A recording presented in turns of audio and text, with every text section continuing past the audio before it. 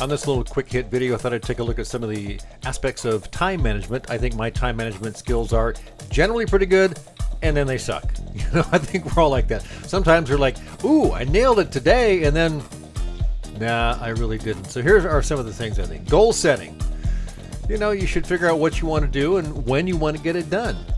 And then number 2, prioritizing. Get the top 2 or 3 most important things done early in the day, and the rest of the day opens up a whole lot more. So know what you need to get done early. Self-motivation. I think this gets to the heart of why you're doing anything. Why do you work? Why do you exercise? Why do you eat what you eat? What motivates you? We all have different reasons for getting out of bed, for working, for taking time off. If you're self-employed like me, your motivation is going to be different than that of a person going to work who may depend on a different kind of motivation. Focus, I think, is very important. I've talked a lot about focus on my blog, Twitter and Facebook, chatting with a friend online, making a phone call in the middle of trying to write something. We can get distracted really, really easily. Decision making. If it's busy in your work environment, it's so easy to get pulled in 18 different directions. Again, that's back to distraction, but you have to make a decision. Should you be helping someone out? What meeting should you attend? Which task is first today? Decision making is a part of prioritizing, but it can quickly move into an area of having to decide, what fires to put out.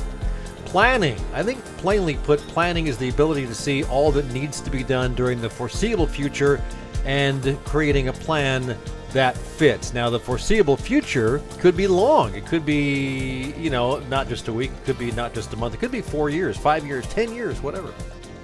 Delegating. You should have the ability and the willingness and the confidence to delegate or outsource some tasks that you don't really need to do. That does help free up your time. Keeping good records. A simple thing, right? They do say a cluttered desk is the sign of a genius, but if you know how to find things quickly, you can waste a little time looking around. If your desk is cluttered like mine can often be, it might take up time to find things. But if everything is within an arm's reach, maybe that's the best thing. And finally, I think patience. Maybe the ability to see the bigger picture. I've certainly been caught up in trying to get a large amount of work done under a deadline. I mean, don't we all do that at sometimes?